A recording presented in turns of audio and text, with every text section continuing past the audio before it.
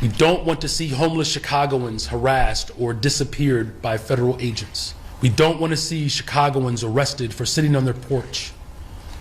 That's not who we are as a city, and that's not who we are as a nation. So, question: is there a difference between federal immigration officers and ICE? Or I thought ICE was federal immigration officers. It's the same thing. Okay. Yeah. And no it's the local same. law enforcement across the country is joining in with ICE, right? Everybody's basically saying ICE you on your own. No, or are local enforcement helping? I'm glad you asked that because that's what's coming up next. Because Homeland Security Secretary Kristi Noem, she confirmed this weekend on Face the Nation that the Trump administration plans to expand those ICE operations and that they are working with some local cities and governments. And let's listen to what Kristi Noem had to say. I think there's a lot of cities that are dealing with crime and violence right now, and so we haven't taken anything off the table. We've been making sure that we have the resources and the equipment to go in. We've been working to partner with every single agency that we can. We have hundreds and hundreds of agreements with local law enforcement, sheriffs, city administrators and mayors across the country that want to solve problems.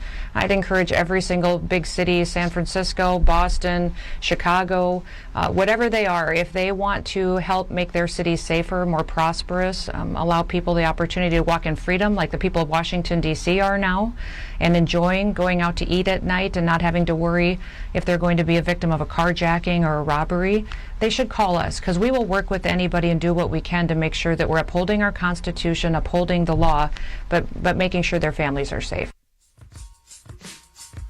So President Trump has repeatedly criticized Chicago's leadership about the rising violence. And despite reports that there's a 21% drop in overall violent crime and a 32% drop in homicides this year, but over the holiday weekend, this Labor Day holiday weekend, 48 people were shot, 8 fought fatally across Chicago. And so President Trump is using that. He posted on Truth Social that 24 people were shot in Chicago last weekend. I'm not even talking about this weekend. And J.B. Pritzker, who is a governor, says he doesn't need help fighting crime.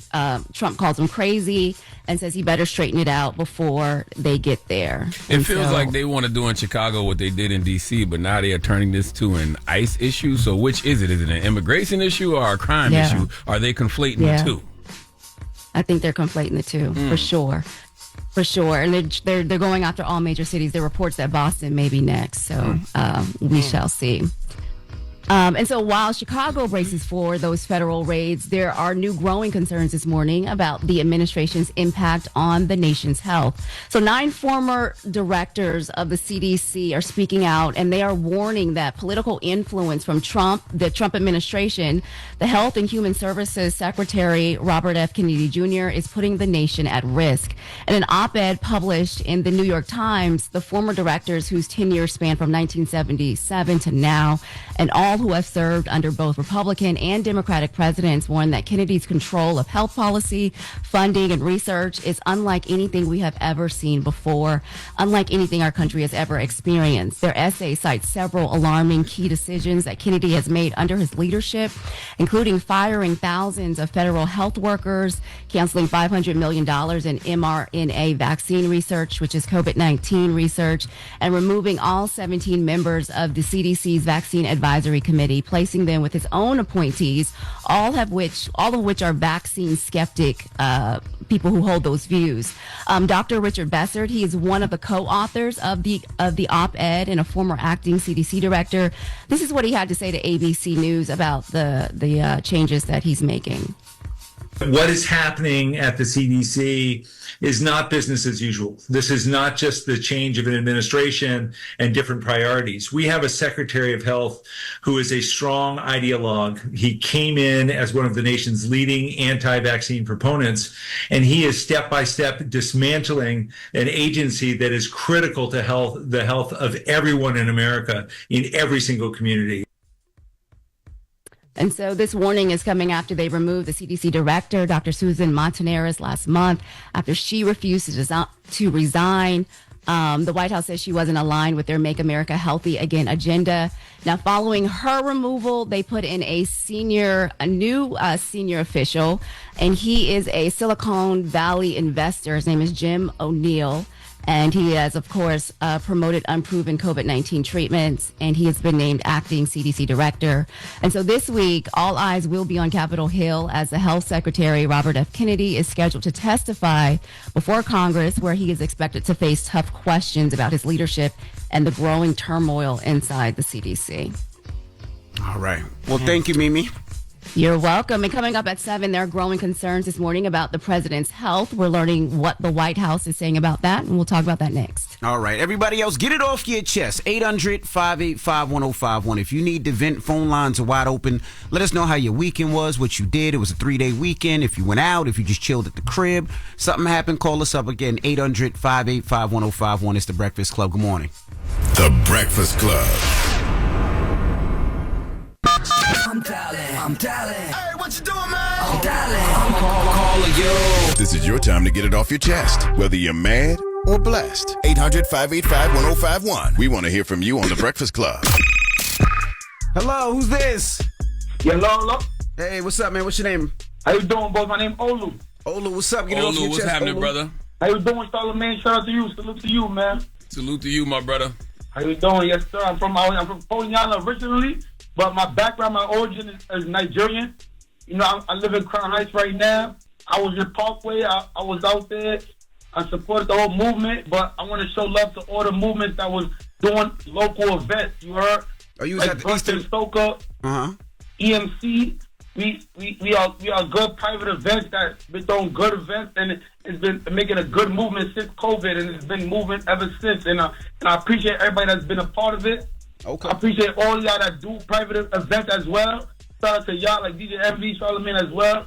Yes, Jess sir. Hilarious. I appreciate everybody that's doing private events like that and keep the movement going. I know a lot of students been happening during the Parkway, but it's the culture that keep people going. And I know it's better things that's going to happen that's going to keep other things happening that's going to keep us together, and it's going to make less of a crime happen.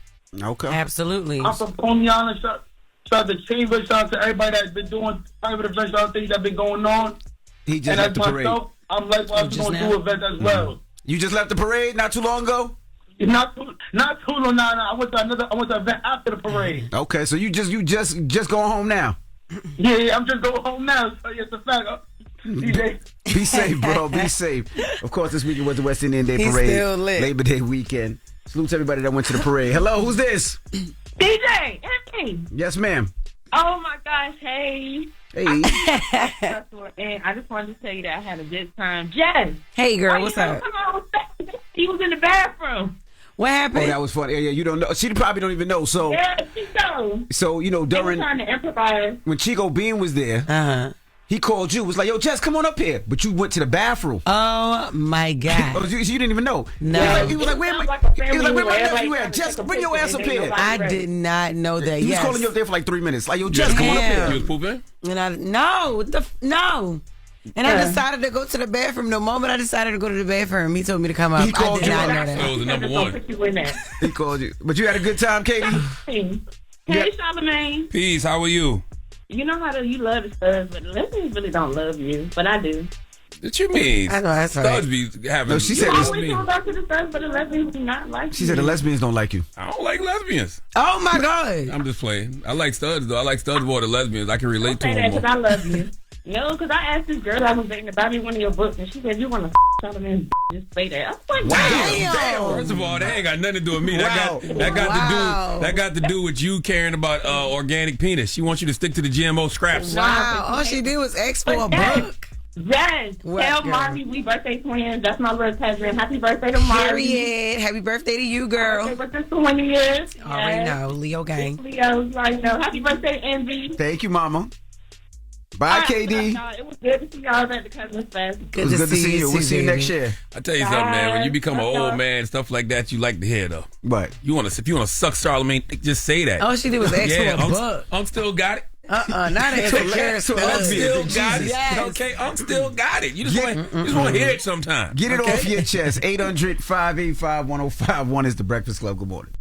The Breakfast Club. It's a new day. This is your time to get it off your chest, Wake up. whether you're mad or blessed. It's time to get up and get something. Call up now. 800-585-1051. We want to hear from you on The Breakfast Club. Hello, who's this? Hey, yo, what's going on, Breakfast Club? What's DJ up? Envy. What up, brother? Charlamagne the guy. Peace, peace. Good morning. What's up, King? How you? Get it off your chest, brother. Hey, Charlotte, Yes, I'm sir. a brilliant idiot listener. Love it. Love what Thank y'all you, brother. doing. Thank you. But I got to call you out on that egregious gay thing you said, bro. What I say? Which time? Oh, no, that's crazy. It's Egregious Envy, don't let me gay. get on you. Get What on did I say? Charlamagne. You said that you like to do tricks on your bidet. You like to what? I'll be do gay for the tricks on bidet. your I don't bidet? care what y'all say. Oh, you be gay for the bidet? That's one of the best investments I ever made in my life. I don't flex too often, but that new toilet, bruh. How can you do tricks on a bidet? the same way you Well, do it on the dick. get you a bidet and you'll find out. I don't need a bidet. I got a bidet. You see? Well, Whoa, what? You got a what? Yeah, I got a husband. husband. The So, bidet is when the water, you know what I'm saying, squirts in your butt. Yes. You know? We know what a bidet is. What you mean tricks? You just got to adjust yourself the right way so the water hits the right spots. That's all. I thought You just got one? You know, they got the one that the water spins. They can do the water twirling, the water, the heated water, the heated seat. Listen, All right. if you invest in anything, invest in a nice bed and a nice toilet. That's all I'm gonna tell y'all. Okay. It sound like y'all toilet be Y'all giving be spending y'all money the colonoscopies. wrong way. Y'all be buying the jewelry and the cars and all. Nice bed, nice sheets, nice toilet. Okay, that's what you gonna care about when you get older. Salute to Nori. Nori called me about a year ago. Yo, E, like 2 years ago. Yo, E, what's up? I gotta ask you about your bidet. I'm like, my bidet? Damn. Yeah, but yeah. My bidet fire. Mine is fire. I got like 16 different things. I didn't even press all the It buttons on sounds my like a bidet. rose, honey. Okay. Sounds like you got a little rose. I'm gonna take a connected picture to of it and your just show toilet. you what my settings like. I got the eco flush, the I got the full Eco flush, full flush, too. I got the dry, Yeah, I got the dry, blow it, sanitizing. yeah. Oh my Heat up the god, seats. Woo! man! Let me tell y'all something. Nice bed, nice toilet. Those are the important things, kids. All right. That sounds crazy. Y'all wanna but be anyway, old. Why So that sound bad. crazy? get it off your chest. That's what you should be investing your money in. 585-1051. You buy a new pair of designer, something that you can't even pronounce.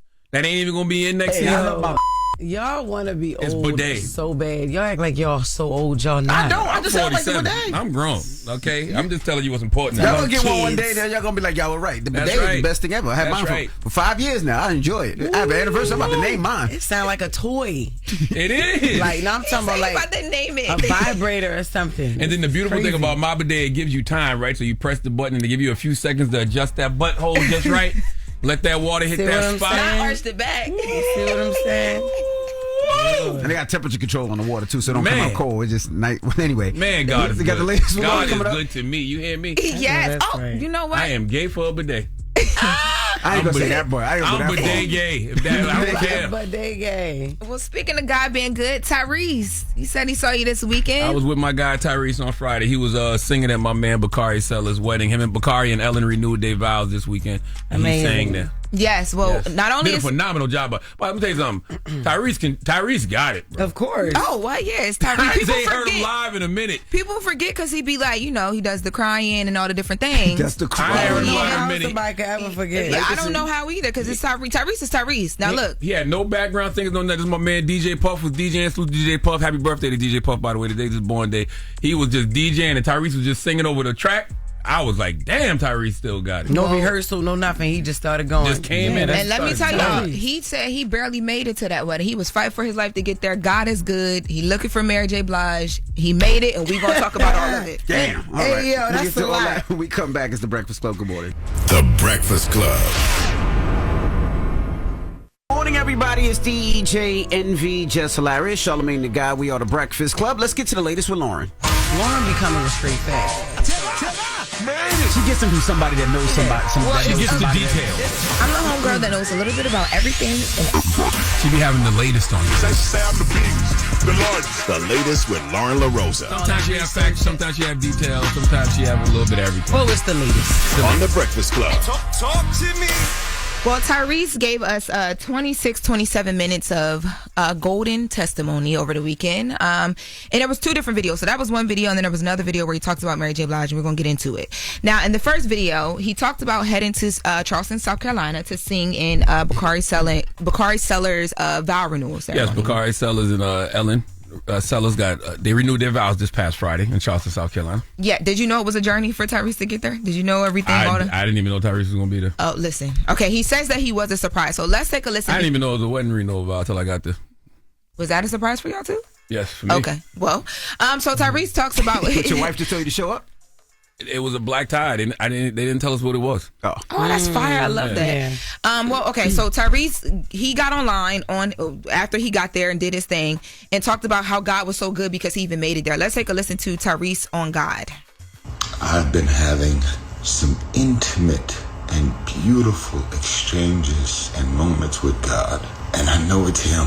I know it's him because it's impossible that something that I thought was on the brink of destruction got turned around. I might be handsome. I might have the gift of the gab. I might live in this. I might be an entertainer. I might be all of these different things, but I can't say that I'm responsible for that.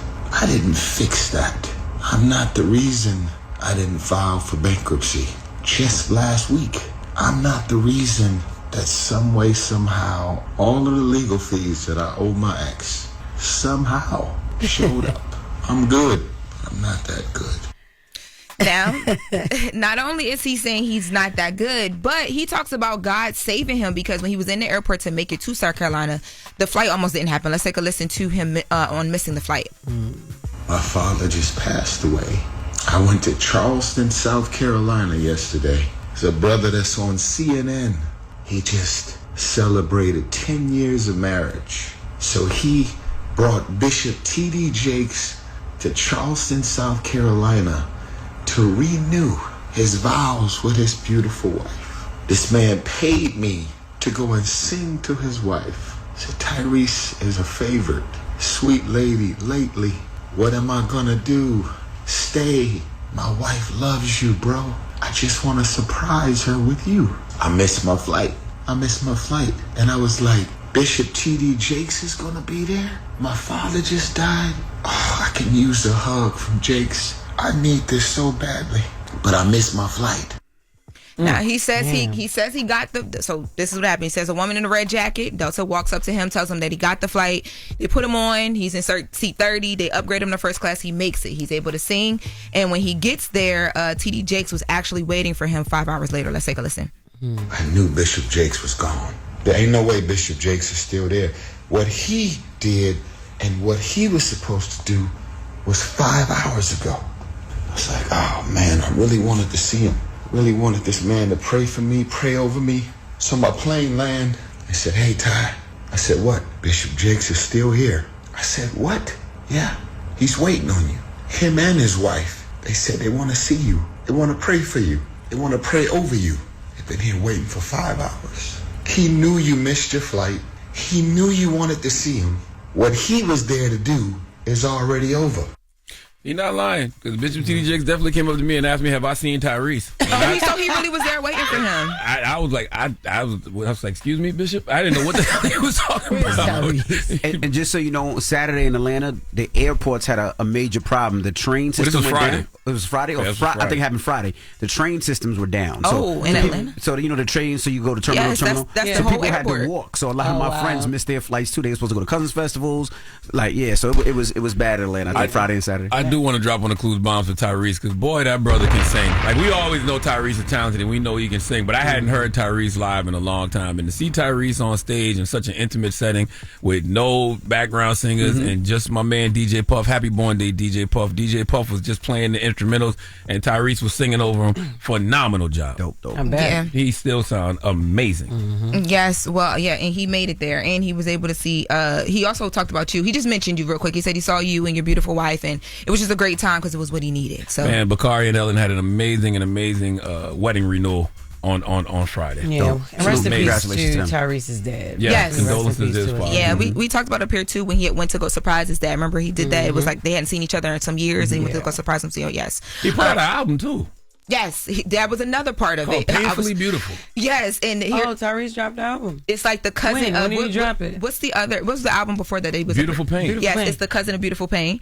He dropped it while he was in the airport, or sort of something like that. Like he was submitting it for the Grammys while he was in the airport. They didn't think that they would make it. They ended up making it, and then he made it to Charleston, South Carolina too. So it was he all just God. dropped the album. Well, he said he was mixing and mastering it in the airport. I don't know if it's out right now. I know it made the Grammy submissions though. Okay. Yes. All right. Well, Salute to going on for Major too, Tyrese, man. Y'all know man. Major?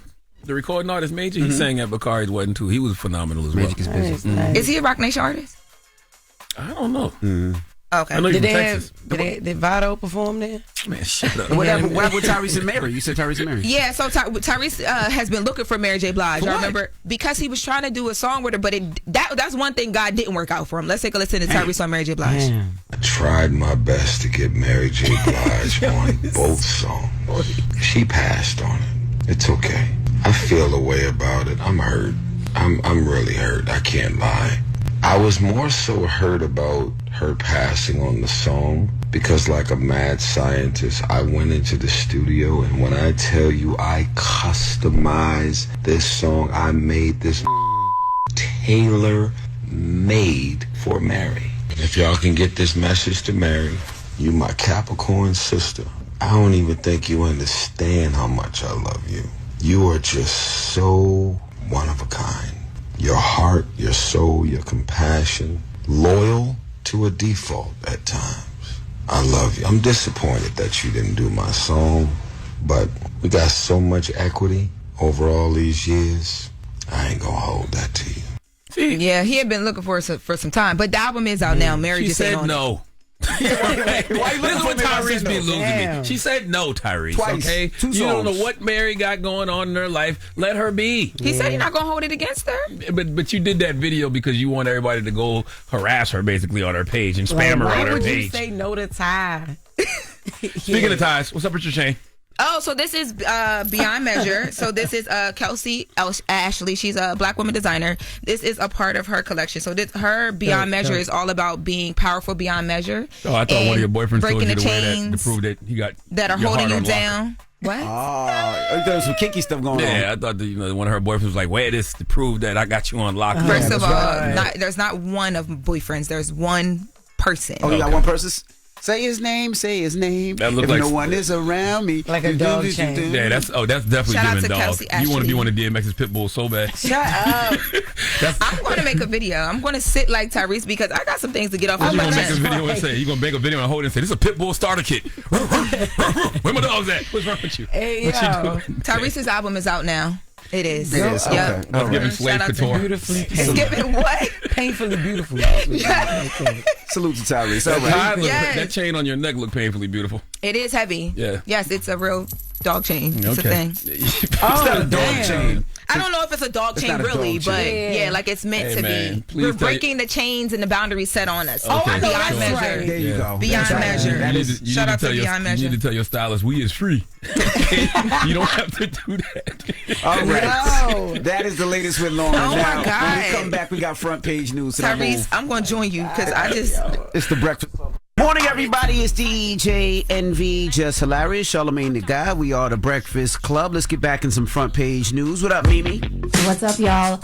All right, so there are big changes ahead for former VP Kamala Harris after President Trump abruptly pulled her Secret Service protection.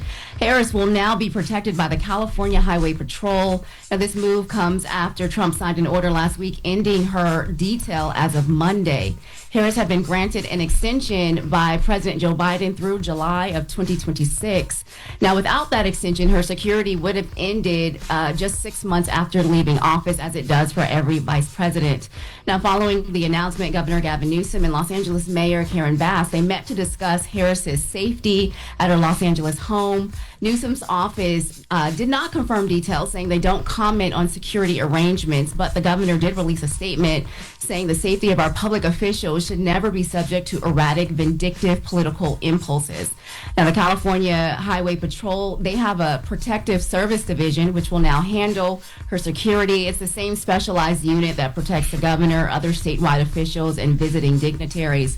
Now, the timing comes just weeks before Harris begins a 15-stop international book tour to promote her book. It's called 107 Days, which details her 107 days presidential campaign following President Biden's exit from the 2024 race. Now, stops are planned in London, Toronto, and several U.S. cities, but it still remains unclear whether the CHP will protect her beyond California. Listen, That's crazy. I think that's crazy. It's actually ice cold, especially being that, like you said, Mimi, Donald Trump knows she's going on her book tour.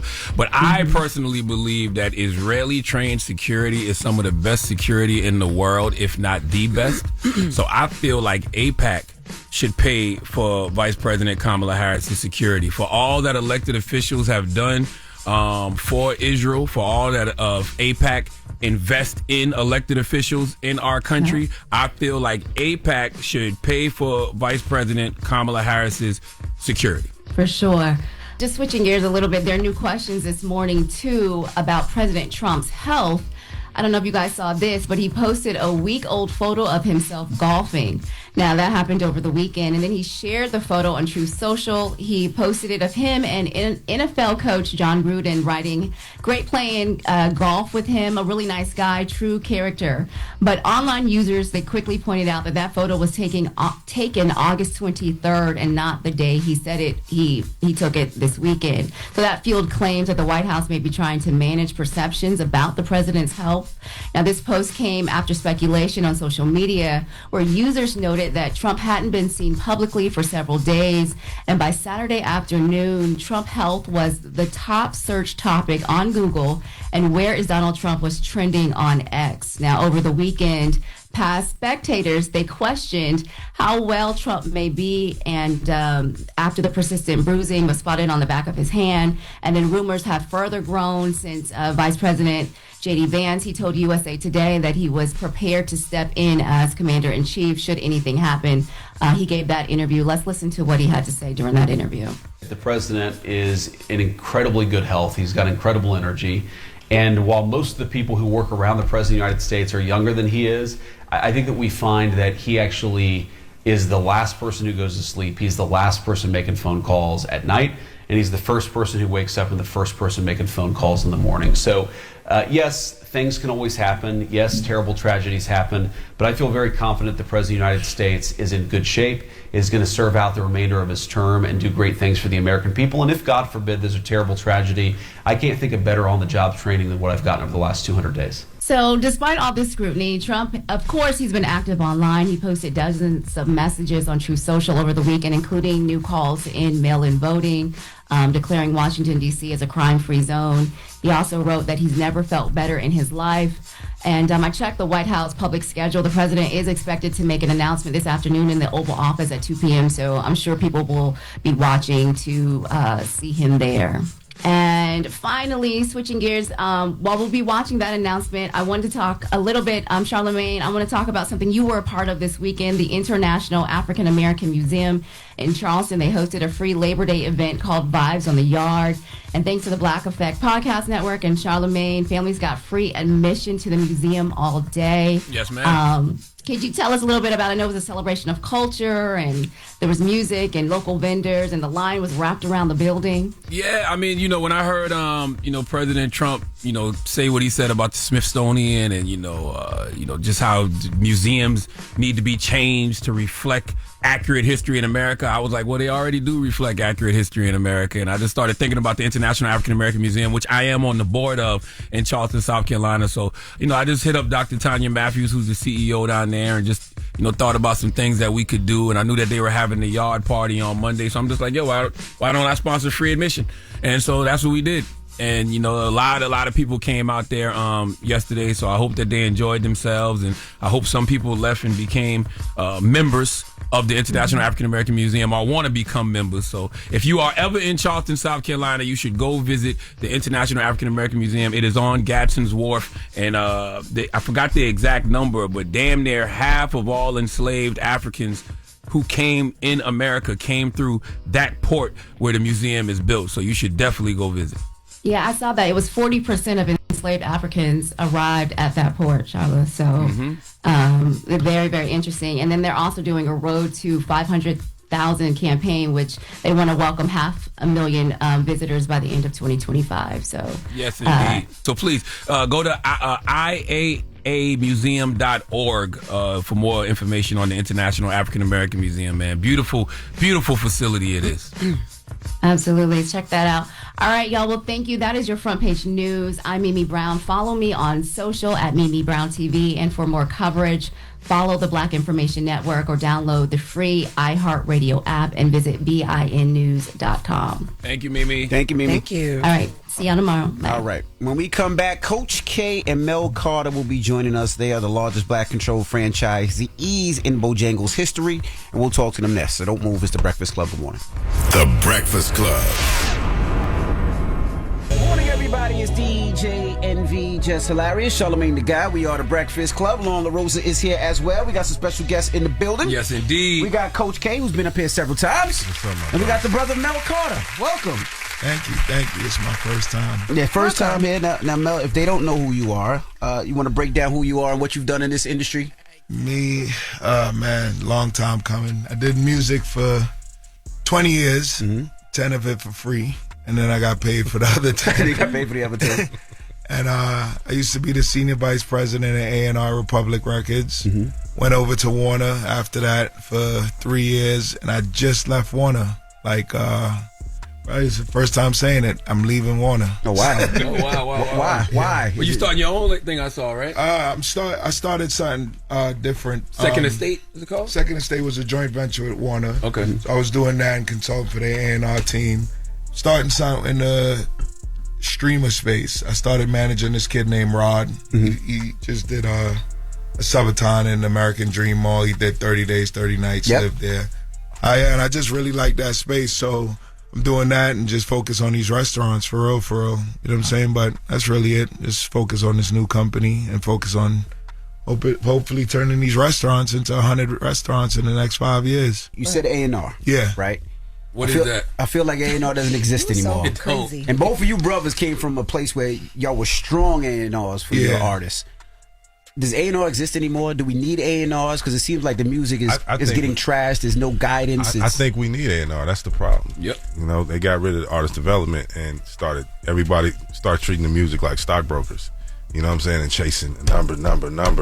And, you know, and that became now labels, I should say, chase songs instead of building and develop artists. You know what I'm saying? Once you build an artist, it turns into a brand. And, you know, that's how, you know, we at QC, like, we studied the Motowns and, you know, the Russells and, you know, those labels. And I think it needs to come back. I think that's the problem. It's oversaturated and nobody's like building stars no more. Now, you don't know who Coach K is. Coach K, first time I met him, he was with Jeezy, then one of the creators and owners of QC that brought artists like Lil Yachty, Gucci. He did Gucci back in the day, but he brought City Girls, Migos, I mean, just a host of them, but they actually built from the ground up. These artists didn't have hits at the time.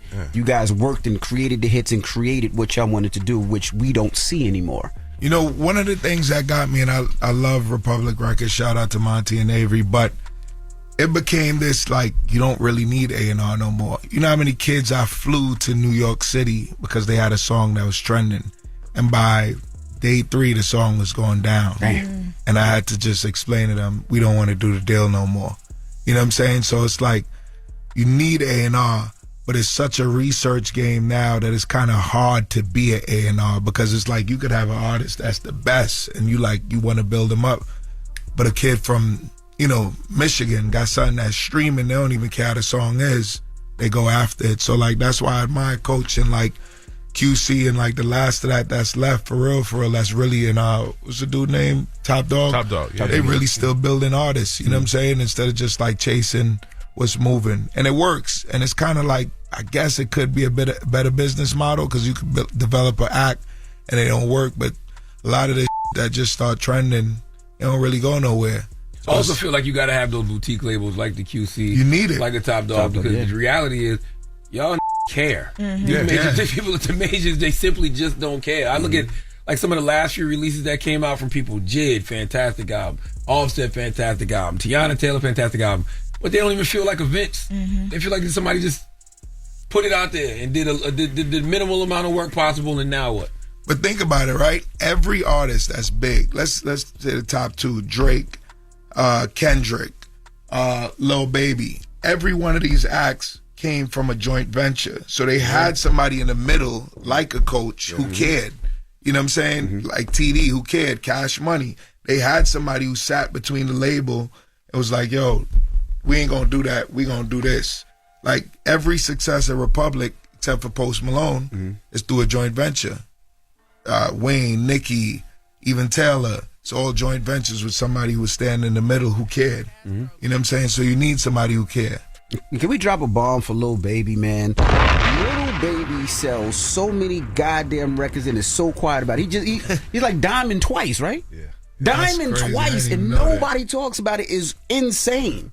You were telling me the numbers earlier. Yeah, Lauren, I was pulling it up. So My Turn is on Billboard. He's number one on Billboard's the top R&B and hip hop albums of the 21st century. Yeah, the number one album. When you saw that, how did you feel about it? I mean, I felt really good, but you know, when we was making that album, I knew it was special. You know what I'm saying? And what made it so special is when the album dropped. It dropped February 2020. Right. In the midst of 2 weeks later, like the middle of February, because like 2 weeks later, the world crashed. You know what I'm saying? Right. And it was really a messed up time because he didn't really get to go tour that album because everybody was down for a year and a half, basically. You know what I'm saying? But it stood a test of time of where like it was like every song I was like, damn, and it just kept going to the point like right now, like Freestyle. 7 years later, it's just jumped. It's still the biggest record in the club. Somebody was like, "That's his dreams and nightmares." That and My Dog. That is. Yeah. Jesus. But it's you know it's a really good feeling. It's a really good feeling. That body of work was a well put body of work. You know what I'm saying? And it had been developed over time, and you know, it's a good feeling. Did you think that he was gonna come with, you know, basically the soundtrack for that year with a song like The Bigger Picture? When you think of all the artists that you thought was going to come and represent with music, Lil Baby was not on my bingo card to come with the record. You know what's crazy? You know what I'm saying? Like, he went in. I remember him doing A Bigger Picture, you know? I remember he called us, was like, yo, I'm going to do this record. You know what I'm saying? He played it. I was like, oh, man, this is about to change the game. He's like, he said me and P down, said, hey, man, listen, I don't want this to sit on my album. I want this to sit alone. I don't want to make the money from this album. You know what I'm saying? Because everybody kept telling, you need to speak up, because he's big in the community. And they know he had a voice, you know, talk to the kids. He was like, I want this song. And we had to go to the label. He was like, I want this song. All the money that it generates, I want this song, that money, I want it to go to charities. You know what I'm saying? In Atlanta. I didn't know that. Yeah. And criminal justice reform. Criminal justice reform. Oh, yeah. Wow. You know, and they go to the label like, hey, this is what we want to do. And they was like, yeah. You know what I'm saying? But he was like, I don't even, you know, like that's how, because everybody's like, we need you to come march, we need you to come speak. He went in and cut the record. He's like, this is how I want to get my point across. He was very vulnerable on the record. Like, I hadn't heard him that vulnerable. You know what I'm saying? He let it out, and then we gave it to the world, and boom. So y'all ain't make no money off that record? Nah, we donated it to I did not know. I didn't know that either. At what point the number was at like 1.5 million? Like, where is it now? I don't know. We got that many artists, that many things going on. I don't think people understand the impact of that song and what that means to just give that all to, you know, great thing he did, but that's a huge amount of money. Yeah, and it was so, even that year, it got nominated for Grammys and he got to perform. Grammys was like, it was still closed. You know what I'm saying? Like, we had a big performance, but, you know, didn't really get to get the magic of what it really was. We're still kicking it with Coach K and Mel Carter. Now you guys jumped into the fast food business, right? Yes. Why you jumped into the Bojangles franchising? And how'd y'all even get together to do it? So me and Mel met 12 years ago. Music. We met on some music stuff. You know what I'm saying? And we became super good friends. My brother. You know, he was coming up in the business. I literally was starting QC when me and him met. You know what I'm saying? I was like, I got this idea. You know, he had an artist from Brooklyn. He was like, man, I need your help. I was like, we're going to help each other. You see what I'm saying? Because I was I was doing a come-up period. I'm leaving management. Well, still managing, but was doubling down on, you know, starting a label, man. You know, we had a really good bond. You know, it's a good brother. And what, about 4 years ago? 5 years. 5 years ago, Mel started making his moves, you know what I'm saying, in New York, like meeting a lot of people and doing things. He was like, yo, when I find something, you know what I'm saying? Because you always kept it real with me. You know, like even when he went to go get a job, he was like, yo, I need you to call these folks and tell them this thing is real. You know what I'm saying? But, you know, once I find something, I'm going to pull you in. Call me. He was like, man, what you know about Bojangles? I was like, whoa, that's crazy. I went to school in Raleigh, North Carolina. You know what I'm saying? I played basketball at St. Augustine. Bojangles kept me alive. That Bullberry biscuit. Come on now. That Bullberry biscuit ain't no joke. It kept me alive. You know what I'm saying? Like, we ate that song. And I never even heard of Bojangles coming from Indianapolis, Indiana, where I'm from. I got down there. I was like the thing. And it was 2 minutes from my campus. You know, so when he called me with the opportunity, I was like, hell yeah, I'm in. You know what I'm saying? I was like, what? We can do what? I was like, I'm in. He's like, all right, let me, you know, go center down and really research and find out everything, because I know you busy. You know what I'm saying? And when I get everything, all the information, and I'm going to put it in front of you. Here we are. And, you know, it's funny how that opportunity came to me is having the right mentors, you know what I'm saying, and network. And a guy named Mike Novogratz and Dave Barry, I got a podcast with them based on business. It's called Business Untitled. They were actually going to, I mean, whatever, it's out there now. They were going to buy Popeyes. And they ended up, that fell through, and they bought Bojangles because they felt like it was the next best brand. And that's how the opportunity came about. And I just started really looking into the brand. I always wanted to own something, and like as a kid, like, man, it'd be cool to own McDonald's. You know what I'm saying? And it came out. We ended up buying, raised $25 million, bought 17 Bojangles, and now grew it to 28, opening another 2 now, opening 4 this year. Ooh, congratulations. Appreciate it, 28 currently operating? Yeah. 17 in South Carolina. We opened in the first one in Florence, that's beer and wine, and one in UGA on the campus that do beer and wine. First Bojangles ever with beer and wine. So beer and wine, so you can go there, you can get go there and get beer and wine. Your beer, you get your wine, you can order off the menu and all that other stuff. Yeah. But, you know, like, when I tell this story, like, I'm more involved than Coach, you know what I'm saying? Because Coach is running the whole entire label. I'm more run this. It wasn't easy to get to these, you know what I'm saying? The first year we bought it at EBITDA, which is the profit, was at $2.5 million when we bought it. COVID hit, stores closed down. We was getting this crazy thing that was happening with the employees. I don't know if you remember the government, if you had unemployment, they was giving you $400 on your check if you left. So we was getting employees that worked for 2 weeks, quit, get our $500 from unemployment, and the government gave them $400 extra. So we had so much turnover. Now we got over 1,000 employees, which 80% of them is black. You know what I'm saying? And like, we was getting 200 people turning over. Then we had to shut down stores. So the EBITDA went from like 2.5 million to like $1.8 million, which that trips every alarm with the bank. So it's like, oh my God, we just like dropped the ball on this. Had to restructure, had a bad partner. Coach warned me about. We got rid of him. And restructure, hired a guy named Rob, who's the CEO of the company, a CFO, Reed, Robin, and restructured the management team.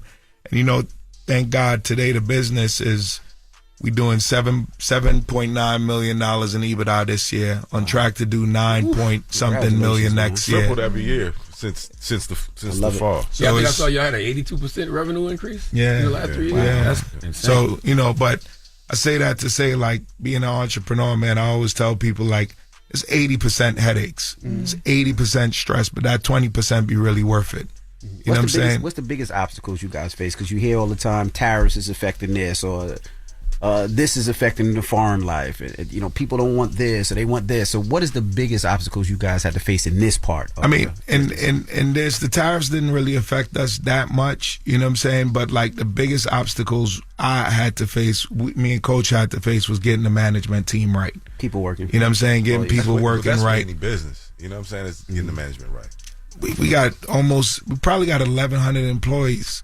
You know, we done had fights at the store. You see all that type of like, and you really be like, please don't be my store because you get sued. You know what I'm saying? But I tell you, one of the great moments I had, somewhere in South Carolina, and they got the store pretty nice, ready. And, you know, we hire a lot of ex-cons. We give second chances, like just people like us. I'm a high school dropout, kicked out. So we hire people like ourselves that just, we want to give opportunities to. And I went there, and they had the store like super ready. They didn't know what I looked like. And this one dude, he came up to me. He had just came out like maybe a year ago, and he'd been working there, and he still works there. I can't remember his name. And he was like, man, I thought Coach K was the guy from Duke. That's what he said. And he said, and they told me the other boss was coming from New York, man. We was scared. We was like, we thought it was like, a white corporate guy, like, you like me. And I'm like, yeah, I'm just like you. Like, you don't even understand how much I'm like you. And he gave me a hug, you know what I'm saying? And he was like, man, it's just good to see this. You know what I'm saying? And I was like, yo, if I could do this, you could really do this. Because I don't even know how I did this. I just did it with God. You know what I'm saying? Did it with God, did it with Coach. Had the right friends, the right mentors. And like networking is everything.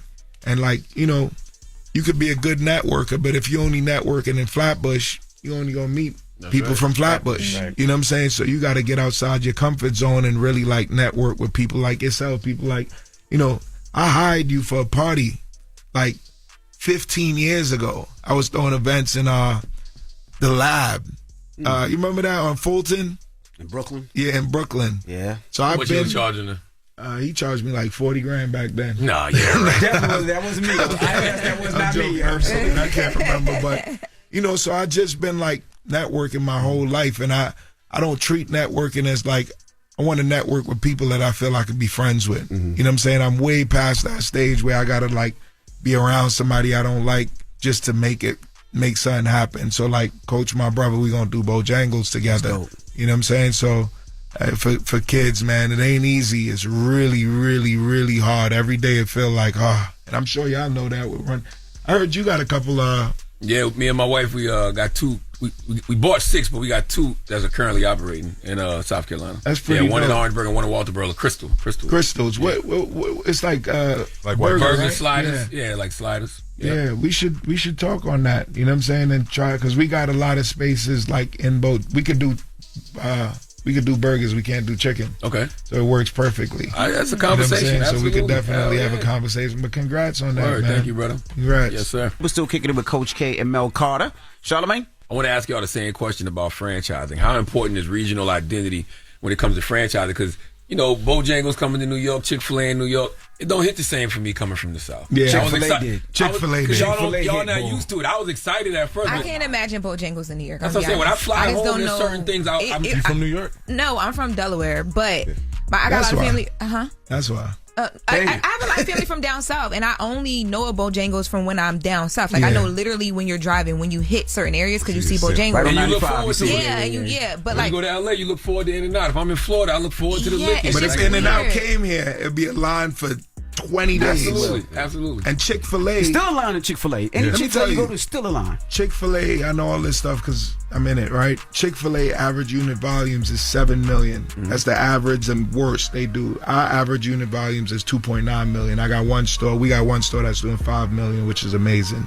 Chick-fil-A average store does 7 million. It's crazy. In New York City, the average Chick-fil-A does $12 million. Yes. Yeah. So somebody liked it. Yeah. You know what I'm saying? I still like having a regional identity with some of these franchises. I think they still do have regional identity. They definitely do. I think that's a Chick-fil-A come here. The people that's lit, because let's be clear, most people from New York lineage is from the South. That's right. You know what I'm saying? So they used to coming back and forth from grandmama, auntie, this or that. Mm-hmm. So, when it came, it's like, whoa, this is here now. So let's flood it. You know what I'm saying? Because you're not used to getting it. And once it's good, Once it's good, And your point you were saying earlier about how cheap fast food used to be. Great point.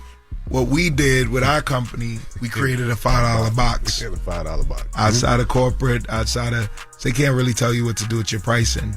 And that $5 box, our company is now comping 12% higher than corporate. And every other franchise. Because you could afford it. At Wendy's.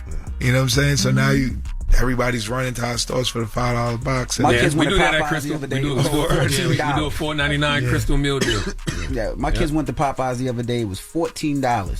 This was just for strips, fries, and a juice. And I could not believe it. I said, nah, we're going to go home and cook. I was like, I'll take the time to cook. I could not give Popeyes, salute to Popeyes, $14. And I got 6 kids. You left Popeyes. They had ordered their what'd you cook, Henry? What'd you cook? I cook burgers. How much you think the burgers are in you?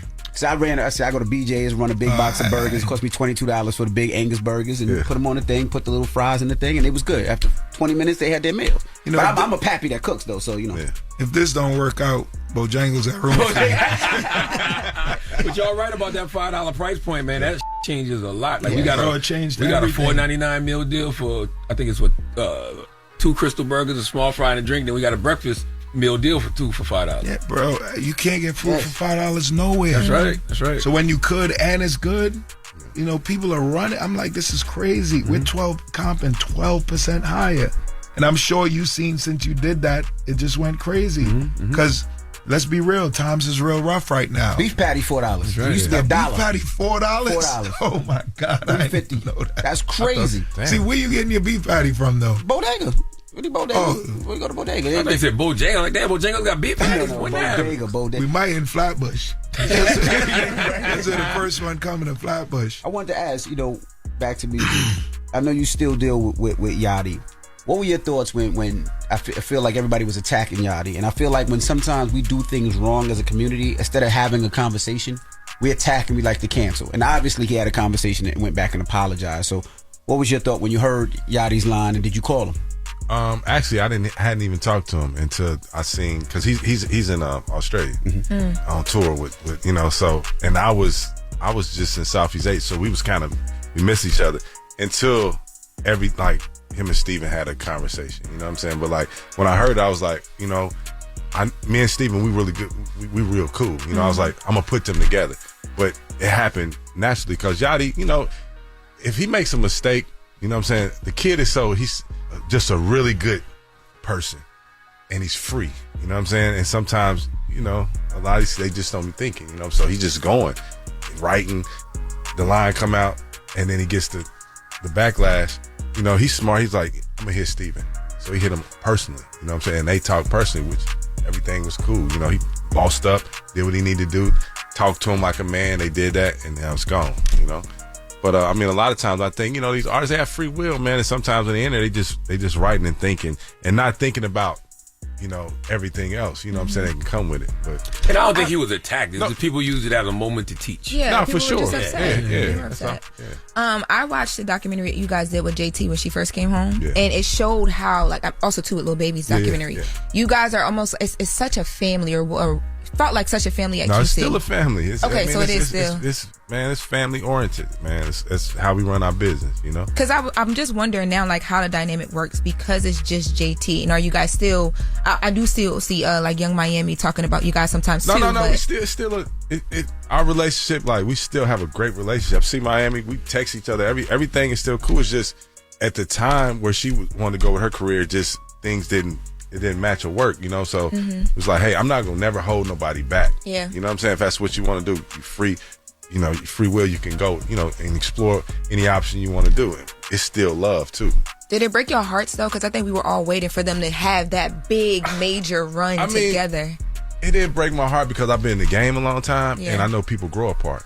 You know what I'm saying? Like, to be real, like, that's why I think a lot of, if you look in the business, we were the only ones out there with groups. Yeah. You know what I'm saying? Everybody was scared of groups. I used to get, man, you crazy, you don't do a group. But I think that was our sweet spot. You know what I'm saying? So it didn't break my heart just because hip hop raised me, and I watched and studied, you know, music. You know what I'm saying? And I mean, eventually people are going to grow apart. You know what I'm saying? And we worked hard at it, you know, and who knows, one day it may happen again. You know what I'm saying? But like, yeah, people just grow apart. How did the untimely passing of Takeoff impact you? It impacted me to this day still. You know what I'm saying? Like, Takeoff was probably one of the nicest, humble, like, any artist I ever worked with. You know what I'm saying? Like, he was God's child, man. You know what I'm saying? Like, for real. And that moment, man, I'm still messed up behind that moment, man. It's even hard to talk about it. You know what I'm saying? Just because, you know, yeah, it's a hard one, bro. Absolutely. A lot of the artists you've worked with too, there's always like an entrepreneurial spirit about them, and y'all empower them to do that too. I'm telling you, developing an artist, you turn them into a brand. You know what I'm saying? And me being a manager for so long, you know, I only ate off the ancillary. I never ate off the product. I ate off the ancillary. And the ancillary is all the business is built around the artist. So when you build an artist, it's like, okay, as soon as I sign an artist, I'm like, yo, so how big do you want to go? You know, I said, my goal is to turn you into a brand. Are you ready for that? You know, once I turn you into a brand, and everything you touch, all the ancillary that you think, you know, you like this, you like that, let's turn that into a business where you control and you own. I like having y'all up here, man, and having this conversation, because when people see y'all, it's inspiring. Like, there's so many people that look like us that don't even know things like this are possible. Yeah. You know what I mean? Like franchising. Like it's something I always wanted to do, thinking about like what E-Class was doing in for Florida. sure. You know, and how did you get into Don Poole? Yep, Don Poole. Don Poole, He yeah. tried to get ran up on. He got to diversify. No, I got it. I was watching people like Rick Ross, but I got into it because of 2 Chainz. Because, you know, 2 Chainz became the head of creative marketing for Crystal. Yep. Oh, And then I wow. saw Little Duval. Little Duval was down at Duval Day with all the Crystal burgers. I'm like, damn, I ain't see Crystal in a minute. I just asked him, where you get that from? And that's when he told me about 2 Chainz. And I'm like, oh, 2 Chainz had a creative marketing. So I hit up Chainz and Tech. I'm like, yo, man, I want to talk about just seeing what's up with Crystal. And they plugged me right in. That's crazy. Yeah, they plugged me right in, and it just made sense. My team was like, yo, let's do it. You know, and what we do for brands as a culture, like, we add a lot of value to that we don't own a lot of times. Right. You know what I'm saying? So I don't own Bojangles, but I'm going to own these restaurants. That's right. And I'm going to help build it up. You know what I'm saying? Instead of just, like, taking some money to help promote them. That's right. So it's like, you know, again, I want to preach to these kids, like, you got to own something. You gotta own something, and congrats on the Crystals. Thank man, you, brother. That's big. Same to y'all, You know man. what I'm saying? It's inspiring just hearing y'all talk. 28 currently operating, 32 coming. Yeah. Oh, that's incredible. 2 We opening appreciate next you, week. man. One on the campus of UGA. Oof. Beer and wine, too. That's the beer and wine one. Wow. And the first one downtown Florence. Wow. You know, so yeah, we're excited about that. Thank you, brothers, for joining us. Man, Thank you guys for having us, Keep man. This was encouraging, keep pushing. Well, Coach K, Mel Carter. Yes, indeed. It's the Breakfast Club. Good morning. And you see how they ruined our life this morning? By bringing up all this Bojangles. Bojangles, what they call the Bullberry The biscuits? Bullberry biscuits. I tried Fire. to tell y'all they hit. No, they fire. They hit, right? Yes. Yeah. And you high? It hit, didn't it, Jeff?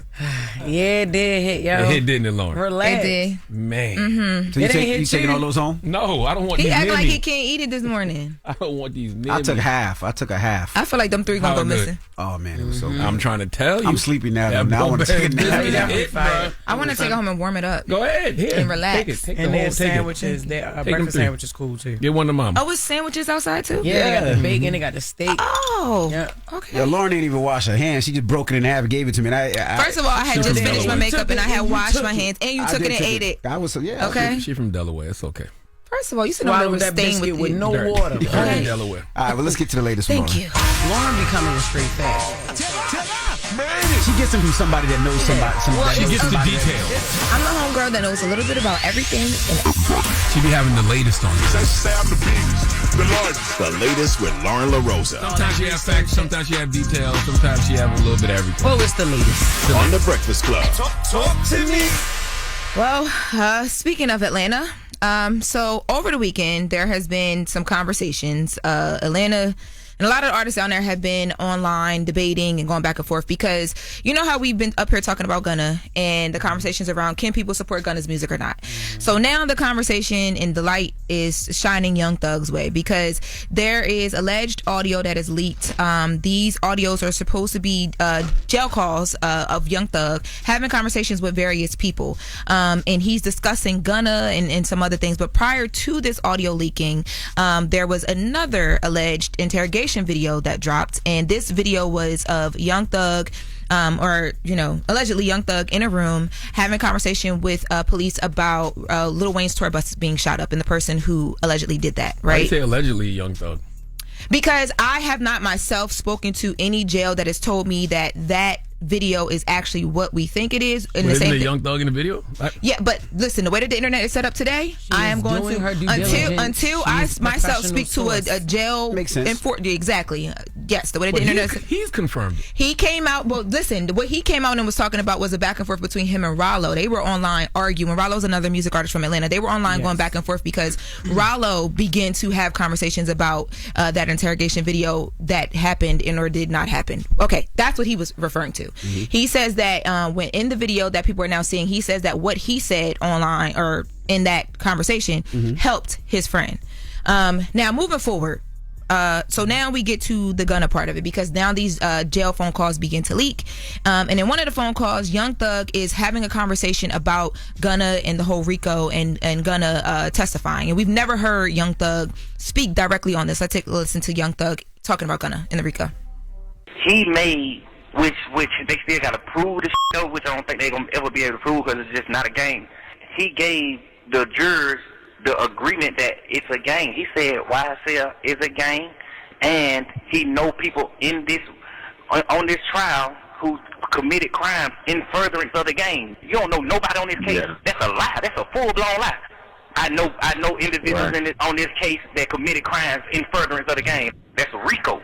So if a get found guilty on RICO, you really just you got a light to it. And you are 100% lying. You don't know nobody on the case. I ain't ever committed no crime. Duke ain't committed no crime. Yak ain't committed no crime. They're the only 3 people you know on this case. Ain't now one of them committed no crime. So who the f*** you talking about? You know YSL members on this case that committed crimes in furtherance of the game. You just made it a motherfucking RICO case. You just made it a case. Yeah, so he's talking about when Gunna was in court and he was asked about, being in a car and things being found in the car and who they belong to and if YSL was actually a gang. But he was responding, yes, ma'am, yes, ma'am, yes, ma'am, that video, right? Yes. Mm-hmm. Now, so in addition to these audios, that audio being released, there was also another audio that was released of Gunna of Young Thug having a conversation with 21 Savage about what Gunna did and how that should be taken by people. Let's take a listen to that. I don't feel like Shawty did what he did with the intention of hurting you. You feel what I'm saying? I don't really get that vibe from him. I feel like he just green. That's just my opinion. I just look at it. God damn sure was thinking about that one day. Like, I ain't finna say nothing about this. Just, woo, woo, woo, woo. I might just be like, man, them folks did what they had to do. But I'm like, the hell that's gonna change? Because I feel like it's really over with for your rap career. The album you put out might go number 1, but that's it after that. You know what I'm saying? It's like on some real time. Nah, if you hold his career in your hand, bro, that's what I'm telling you. If you come out right now and tell the world what he did went wrong, because them folks already on the internet like, man, all that. He rocking with them. Ever since he dropped that song, they like, man, we rocking with him. If you come out and tell the world that you was in agreement with that his career ain't over. Man, dropping the clues bombs with 21 Savage. The first time I ever had a conversation with 21 was here on The Breakfast Club, and if you go back and watch that interview from 9 years ago, I told him after talking to him that he had his head on right. You can tell he was smarter than most, and after listening to numerous calls between him and Thug this weekend, I still stand on that. Thug, you should have listened to 21. Okay, there is nobody I heard give you better advice in this whole situation than that young man. I agree. And I want to say too, because he talked about because there's so many calls, but in some of the calls he talked about the music and what would happen with Gunna's career and how things would move forward. And this weekend, Gunna hosted his first meetup of the Run Club. They have a 5K happening actually tomorrow, September 3rd at Prospect Park. It's already sold out. He hosted this first meetup and he was giving a motivational speech just about where he is in life right now. And it made me think, all of this stuff is happening, and he has moved on and chose a whole different route. And he did his last album on Thug's label, so he's a free agent. Last one. He's moved on. As far as him is concerned, his concerts are still sold out. He does not arenas, but he does concert halls. He sells them out. He doesn't care. He has moved on. It just seems strange that these grown ass men, and it's not just 1, 2, 3, it's like 8 of them, talking about snitching at this age. It's like we got to get to a point where we got to move on. We can't even think about the negativity. Like these brothers are making money legally, a lot of it, and to go back and to do all that, it just sounds stupid. And everybody knows these calls are taped. Yeah, the streets are so exhausting and corny. Like we got to start clowning people that are in the street. I don't judge people for what they do in survival mode, but man, when you know better, you have to do better. And at this point, we have more than enough examples of why the streets are corny. So we should really start clowning people who make these poor life choices that either land you in jail, dead, or labeled a snitch. That's the only 3 options I ever see. Well, Pete kind of said something to the effect of what you trying to say. Like this all has been dead. Like we need to move on. I saw the first thing I saw what P was saying from QC. Yes. Yeah, he said we need to move on. Well, I do have Gunna's speech that he gave to the Run Club because I thought it was like it was very timely for okay, let's just move on. Let's take a listen to Gunna. I feel like everyone in here, y'all taking that step to just push yourself, and who knows how far you gonna go and where you gonna go. It ain't up to me, it's up to God. You drove yourself to this gym. We didn't make you come here. You pushed yourself to come. So pat yourself on the back. I thank y'all for coming here too, because it's like it's a beginning of something that's gonna be way bigger that I didn't ever see. But like just showing up, like y'all day one for this shit. Like y'all motivate me to just like, damn, somebody showing up not to just hear my music, like to just come work out with me though, to really feel that shit that we be going through and we want to get it out in the gym, because we be fighting shit, everything easy. So once again, thank y'all for coming and pushing me to keep going too, because y'all my day ones, 100%. And in the press release for the Run Club, it says Gunna has spent the last 2 years on a powerful physical and mental transformation. So, you know, good to see. You can definitely tell. Yeah, I know. He looks like it. it. Music definitely looks happier, at peace. Yes. And what's sad about this is Young Thug became a victim of an environment that he created. Yeah. Because if he hadn't been so hard on Gunna, people wouldn't be so hard on him right now. Oh, my God, yes. And because of how he treated Gunna, he created these rules of engagement that now these street artists, and I put street artists in air quotes, are going to be forced to use on him. He should have listened to 21 Savage. Okay, 21 Savage gave Young Thug the best advice in this whole situation. If he would have moved like 21 told him to move, none of this would be happening. Why did 21 tell him to move? Because he told him that we just played the audio. Oh, that part. Okay. Yeah, when he told him like, listen, like he did what was best for him. Y'all all should do what was best for y'all, and let him like let's move on. And he told him you hold your career in his hand. Like yes, like it wasn't that deep. True. Especially being the people around you did the same exact thing. And the person who took the charge. So both of y'all should have been like, well, I ain't got nothing to do with this. It wasn't that deep. Y'all should have kept the music. That's why I don't understand why people conflate the two between the streets and the music. When you get the opportunity to do something legit and you get the opportunity to make money legit, focus on that. Take it you all cannot away. live two lives, people. Well, what does Thug do now? Because to your point, I went and checked his Twitter. He on the 27th he retweeted the Thugger Daily page, the fan page that talked about the interrogation video, and the retweet he posted says, "Y'all are so gullible and hurt. Nothing that Thug said can be misconstrued for snitching." So he feels like he has to explain himself. What does he do from here? Listen, I don't care who's snitching or who not snitching. To me, you know what Thug need? A record. Thug need a slap. Thug need one of them joints. He need one of them ones. That's what Gunna did. Gunna came out and gave you a few of them ones. Twice. He dropped twice. Yeah. The album that had Bread and Butter on it, and now the last one. Yeah, but he gave you that slap with F you mean. That's what I'm saying. Like, you need a record. Like, you need a record. Nobody care about who you telling. Why do I care if somebody's snitching or not? I got a nice bidet at the house. Okay, I am gay for my bidet. Right. You think I give a damn about Ain't no who's telling? bidets in prison. Exactly. I don't give a damn about who telling. Who's not. Like, why would I care? All right. Well, that is the latest with Loren. Charlamagne, who you giving that donkey to? Man, 4 after the hour. Boy, speaking of staying away from these young niggas, there's a man named Arce Campos Torres who's 19-year-old. He needs to come to the front of the congregation. We need to have a word with him. This man killing people at baptisms. We'll talk about it. Oh my God. What? We'll talk about it, goddammit. All right, we'll get to that next. It's the Breakfast Club. Good morning. Some donkey today's just saw themselves. I've been watching Charlamagne. I was ready for it. I never heard of a donkey the other day. What is it? I'm a donkey. Say it again, Charlamagne. I'm a donkey. Yes, you are a donkey. I'll show you how to act a donkey. Everything that Charlamagne is saying is true. Yes, donkey today for Tuesday, September 2nd goes to a 19-year-old man named Arce Campos Torres. Arce has been charged with murder.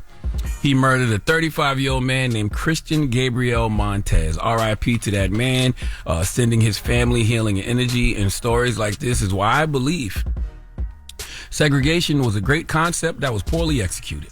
Okay, it should have never been based on race. It should have been based on behavior. And if you base it on behavior, then you're probably going to segregate based on age. See, a 19-year-old and a 35-year-old don't got no business being around each other in 2025. Okay, unless they like your close relative, like your child.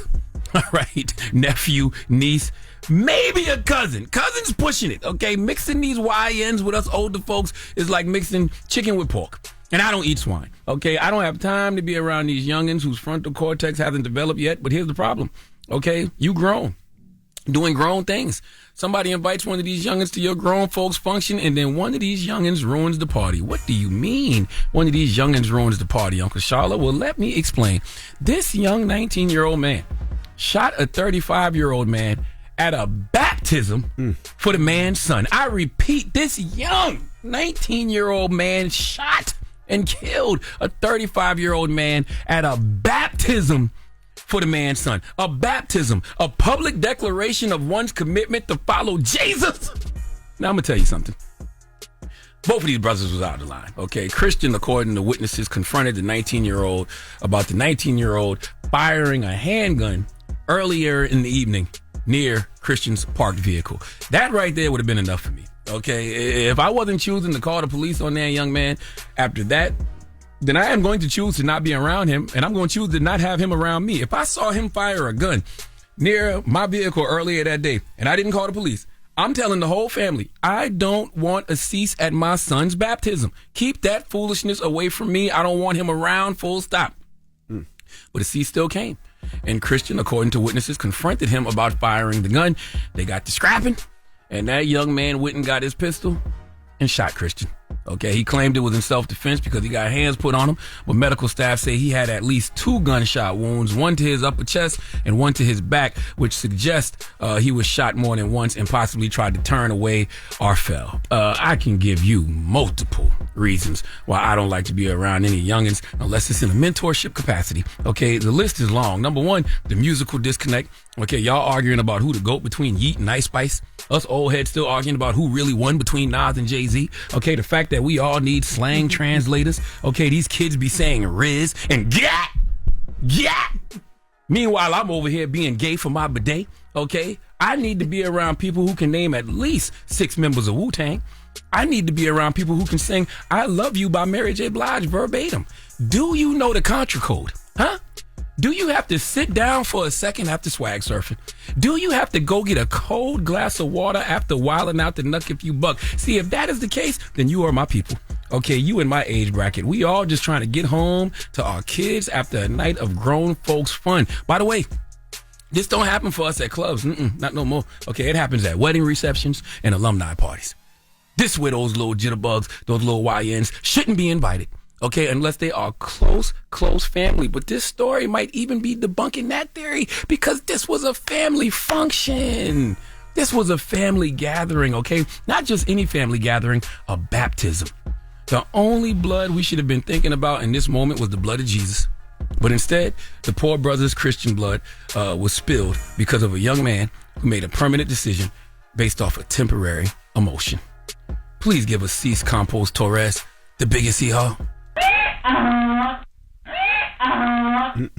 That's it. Very sad is an understatement. All right. Well, thank you for that donkey today, sir. Mm-hmm.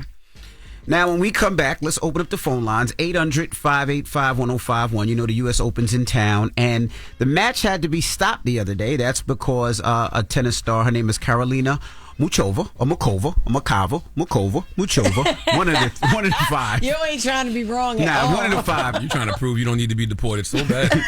One of the 5. She was playing in the U.S. Open. She looked in the stands, and she seen her ex-boyfriend. Here's the news report.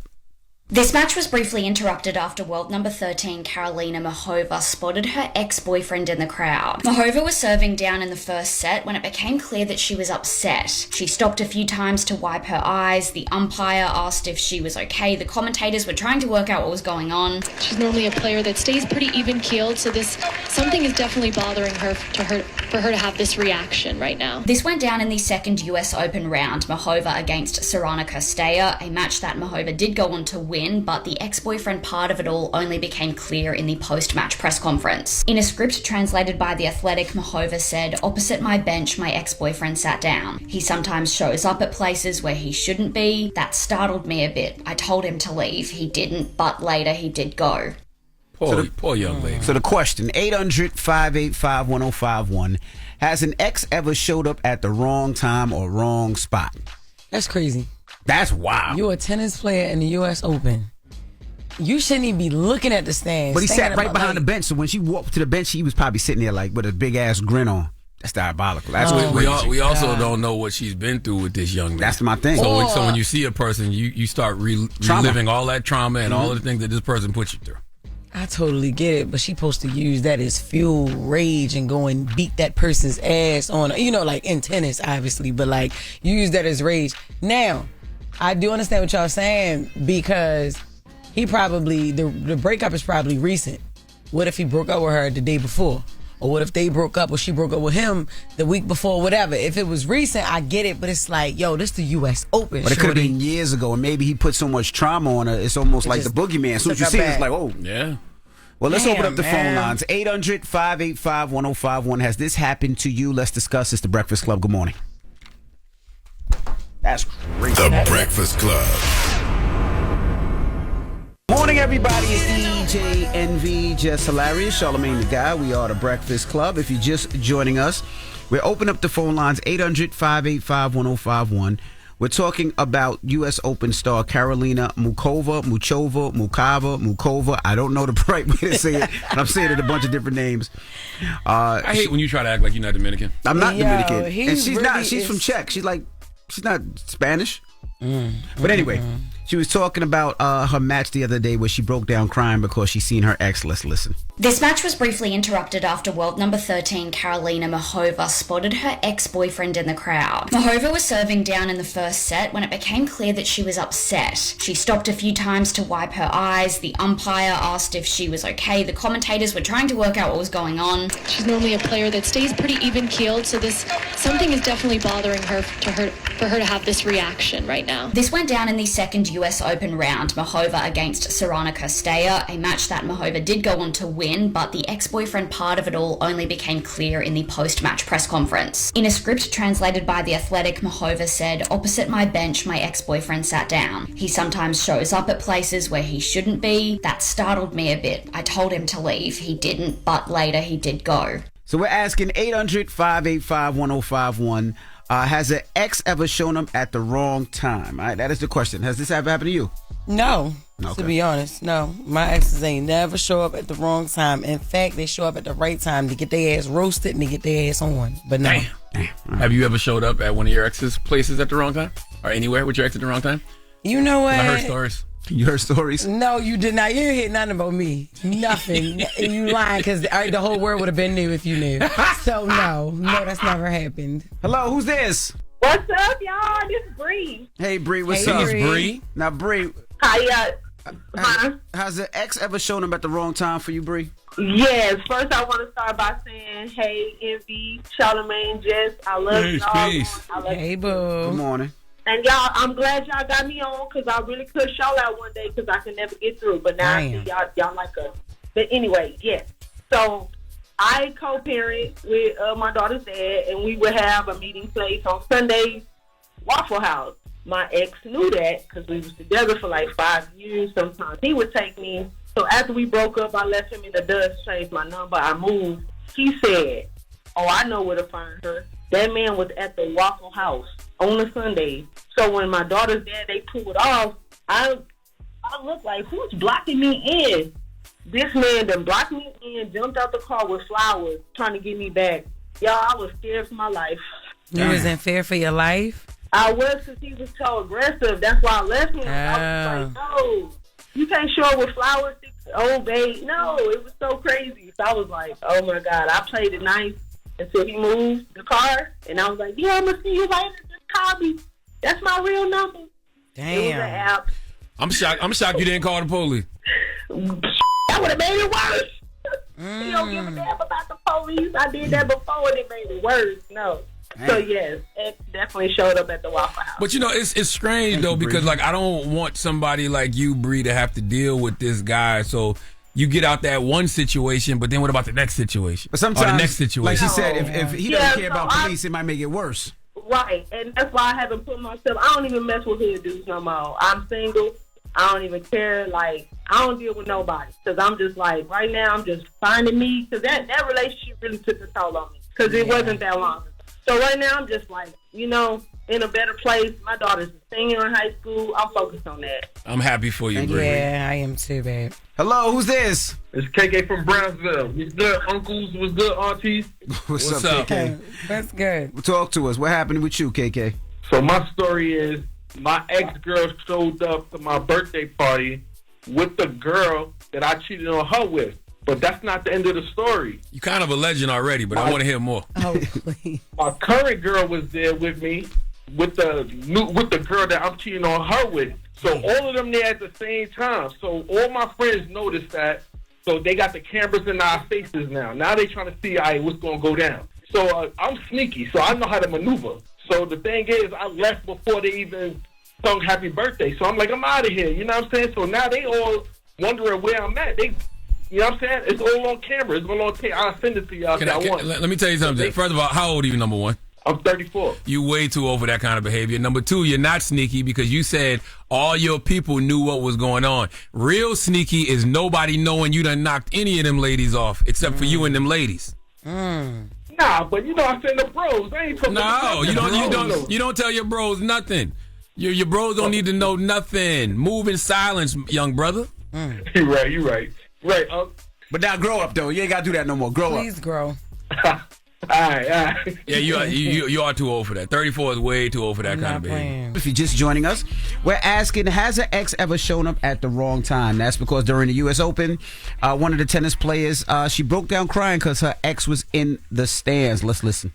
This match was briefly interrupted after world number 13 Karolina Muchova spotted her ex-boyfriend in the crowd. Muchova was serving down in the first set when it became clear that she was upset. She stopped a few times to wipe her eyes. The umpire asked if she was okay. The commentators were trying to work out what was going on. She's normally a player that stays pretty even-keeled, so something is definitely bothering her for her to have this reaction right now. This went down in the second US Open round, Muchova against Ciofalo, a match that Muchova did go on to win, but the ex-boyfriend part of it all only became clear in the post-match press conference. In a script translated by The Athletic, Muchova said, "Opposite my bench, my ex-boyfriend sat down. He sometimes shows up at places where he shouldn't be. That startled me a bit. I told him to leave. He didn't, but later he did go."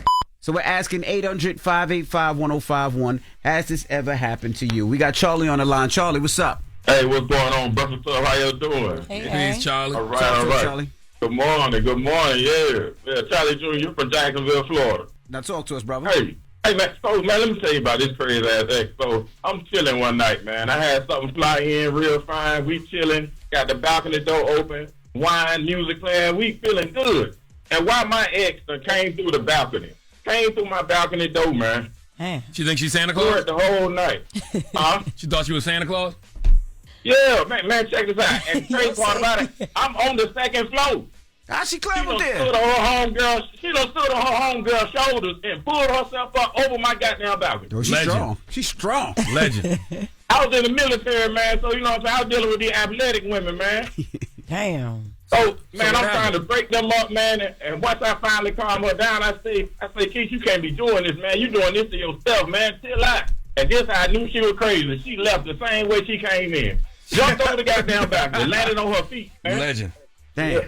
Run my whole night, man. Run my whole night. And she wanted to fight, so she climbed up the balcony, beat your girl up. She wanted to fight. Oh, she need to be doing. And the other girl was just as athletic, and I'm a disabled veteran, so I was like, man, I'm gonna call police on both of y'all. She need to be an action hero, man. I'm a disabled veteran, man. Man, you need to call her back and be her agent. We need to get her in some action moves.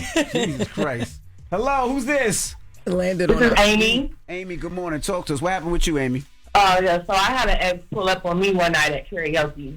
Yeah, that's definitely not the move. So I had posted on Facebook that I was going to karaoke. I actually posted where we were going, and he showed up. He was right there in the front with this little smug look on his face. And when I realized he was out there, I just took the whole microphone and just threw it right in his face. Damn. That's Yeah, it'd be like that sometimes. So I completely agree with her response. What did he do to you that triggered you? Because that's what I was saying earlier. She probably saw him and remembered some trauma. Like, what did he do that really, set you off? Absolutely. He used to follow me places. Even, like, during the relationship, he was just, like, a very controlling type of person. Like, I couldn't move without, him knowing where I was going. And if I didn't call back or answer my phone in a certain amount of time, there was a problem. So he gave me stalker vibes. So to see his face, like, oh no, you can't just be where I'm at randomly like that, because now I feel like I gotta defend myself. Gotcha. Gotcha. All right, thank you, Mama. You're welcome. What's the moral of the story, guys? To me, the moral of the story is knowing when to leave people alone and give them space is an underappreciated skill. Because if you know this person don't want to be around you, but you still coming in this person's space and coming into environments that they're in, you trying to F with this person. You trying to F with this person's mental. You trying to mess with this person emotionally. To me, that's whack. So knowing when to leave people alone and give them space is an underappreciated skill. All right. Well, we got the latest with Loren coming up, so don't go anywhere. It's the Breakfast Club. Good morning. The Breakfast Club. I just want to remind folks that my 5th annual Mental Wealth Expo is happening October 11th from 11 a.m. to 4 p.m. in Newark, New Jersey at the Joel and Diane Bloom Wellness and Event Center at the New Jersey Institute of Technology. It is a day of mental health, education, and healing in honor of World Mental Health Day. Some of the best mental health professionals in the business, Debbie Brown, Dr. Alfie Breland Noble, Dr. Jay Barnett, Elliot Connie, Jason Wilson will all be there, just to name a few. And it is a free event. Free! Yes, we'll see you October 11th from 11 a.m. to 4 p.m. in Newark, New Jersey. I want to take the time and remind everybody that the promo code for messyvisioneyewear.com is still WAKE. This is the last week. You got your promo code is going to be WAKE. It's coming. It hasn't arrived yet. Okay. I hope the tariffs will let my stuff through. But either way, thank y'all Breakfast Club listeners. Use the promo code WAKE, WAKE, to get 20% off of any pair of messyvisioneyewear.com. All right. Well, let's get to the latest with Loren. Loren becoming a street fast. She gets them from somebody that knows somebody. She gets the details. I'm the homegirl that knows a little bit about everything and everybody. She be having the latest on this. The latest with Loren LoRosa. Sometimes she have facts, sometimes she have details, sometimes she have a little bit of everything. Well, it's the latest. On the Breakfast Club. Talk to me. Kai Cenat has began Mafiathon 3, which is where he streams 24/7, all day long, all night long, and he brings guests on and all the things. So yesterday it kicked off. It was lit. So it kicked off with Miles Canton, who is the nephew or the little cousin From on Sinners? Yes. He Salute to sung. Miles. Yes, he sung in the intro of it. And then Kai Cenat came on with Jabberwockies. Drop a bomb for that, because he practiced that. That wasn't just they did a whole set. It was dope. Yes. By the way, Jabberwockies don't be doing nothing for nobody. Nope. For them to pull up the Kai Cenat scream says a lot. And they had to come days before, because they had a whole dancing routine. That was last time I seen them do that was with Shaq. Back in the day, an All-Star game. All-Star game, yeah. Yeah, it was fire. And then at the top of the stream, Lola, Blasian baby Lola Clark, she came in here to the Breakfast Club. Yeah, she's so beautiful. She was up here, Yeah, she's doing like a daily news thing with Mafiathon. So she's like the news anchor. So she gives you like the updates of like what's happening within the stream and in the chat and all the things. So she appeared yesterday. Kim Kardashian was his first guest on the stream. She popped out yesterday as well. Got it, shorty. Oh no, baby, this is a full production. So brilliant. Been that. Yeah, don't play with Kai. So she kicked it off as his first guest, Kim Kardashian. She was there with Saint. I didn't see Northwest in the stream, and we know Northwest loves Kai. Yeah, that's one of her favorite streamers. Maybe she'll come later on in the stream. But Kim did, sat down and had some conversations with them, and she talked a bit about homework with them. Let's take a listen. Kai is doing a lot of crazy stuff. He's not doing his homework on time. Like, he got to start this month. I want him to do his homework. I don't give a damn if goddamn no school started, you're going to start that goddamn homework. Because you too young to be on the video games all day. We be in the gym. You be waking up late. You got to do your homework, man. You have to. I don't believe in homework. Clock that shit. That's why clock that shit. You know what I'm saying, bro? And I do anything. Like, what is homework? What's homework? No, but I'm going to tell you why. Because, like, you gotta go home kids are in school for 8 hours a day. When they come home, like, they need to also then do sports, have a life, spend time with their family. I think the homework should be left for, like, in school. Like, you shouldn't have to, You'll like, be a good go teacher. You'll be a good teacher. I think that is a valid point. I agree with that. That is very valid. I said that. Even back when my son went to a charter school, all they do is work. They get these big, thick packets for homework almost every other day. Shout out to, Kip Harmony, the charter school, but I just always felt like that was too much. I think so too. Way too much. And they spend most of their day in school already, and then on the weekends, like they should be able to chill. No, like you said, if a kid has any activity, they're done school between 2 and 3 o'clock. Then their activity usually starts at 4, so they get an hour to eat, and then they're in their activity for 2-3 hours. That's 7. By the time they home and eat with their family, then they got to do homework, or I should say, then the parents got to do homework. Nah, it's a lot. It's definitely a lot. Now, I do believe in home projects. Now, home projects should be sent home, like the little science projects or the art projects, something like that. But like homework every day, I do not like that. Well, and summer stuff too, because my daughters was up late last night finishing their summer projects. Crazy. What? You get okay? I didn't know you got projects over the summer. Yes. Okay. Yes, my daughter had to do 4 of them. Wow. My Okay. Wow. Well, also too. So what Kai is doing throughout the stream, if he gets to 1 million subs, and last I saw it was 7 hours ago, he's at 130,000. If he gets to 1 million, LeBron will come and cut off his dreads on stream, and also 15% of the revenue from Mafiathon 3 is going to the school that he's building, that Kaisenet is building. Kaisenet is building in Nigeria. So he has some reps come on and talk and updates about that as well too. But another thing he is doing, and when I saw this, I was like, wait, what is that, Gabe? He has a on the radar room set up in the house. Let's take a listen to Gabe popping up on Mafiathon 3. Now, in the room that we couldn't see last time, and we're about to go into, right here, we got my brother on the radar in the building. On the radar. Yes, sir, baby. We here. In the house. We here. Nice. A lot of the times, this is where we'll be able to record music here. Yep, record music. We'll be able to have the guests come in and do live freestyles. Hosts, co-hosts, on the radar, ex-Mafiathon. This is the radio station. Yep. Okay? This will be the radio station. We have a lot of people that are going to come through, freestyle, and then get out. If you want to record a song in here, we can. Daz already came and asked. Yep. I ain't gonna lie, I think it would be cool if we had smaller artists come through here. Yeah, I agree. And have a chance at something. All right, appreciate you, brother. My boy. Dropping the clues bomb for Gabe P on the radar. By the way, that's what Gabe already does. Yeah. Gabe already has, artists that aren't necessarily the biggest come on there and freestyle. Yep. So yeah, Gabe, he already doing But now it. he's doing it on a way bigger platform, which is dope. Which is why I never understand when they do these hip hop lists. Complex, I'm talking to you. How is Gabe P not ranked super high on these hip hop lists when he's got the premier vehicle freestyle platform for rappers for the last few years? Right? Yeah. What are we talking about? Yeah, I thought Drake pulled up there on the radar. Yeah, consistent and with it. Big Sean, Meek Mill. Drake has done it numerous times, not just once. He did it a couple of times. He did? Only saw him do it once. He did it one with Central C, and I think he did it one some other time. No, I just remember it was Central C. No, I think you're wrong about that. I might be. It's the place to go if you're trying to break an artist. It's where you're supposed to be at. So I don't understand that either. But I thought it was so fire when I saw that, and I thought it was like with Kai. I thought the balance of everything, like he still knows what's going on, but then it's like big. You have all these huge celebrities there too. I thought it was great. And kickoff night. Kai got his boys on there, right? Like he got the. I saw Reggie on there. I haven't watched the whole stream yet. I tried to watch the full one last night. I fell asleep. I'm like, how do they have energy for this long? But yeah, he got all the guys on there. That's who Kim Kardashian was talking to. So they sat down, they're having conversations with her. They're doing all the stunts. They're doing all the things that they normally do. It's just, right now people are paying, I guess, even more attention than they were before. But Kai has been moving. But this is very well put together. I love Kai. I love that. And also shout out to I Show Speed. He did something real big over the weekend as well. So yeah, shout out to him as well. Well, in other news, I don't know. My son told me. Since we're on streamers, shout out to I Show Speed. Yes. I saw it. He was with there was something my son brought it up, told me briefly. No, he was with an athlete. So yeah, and it was big. It was something. I don't know. My son told me. Damn, I saw it too. I saw it. I'm looking right at it. Excuse me?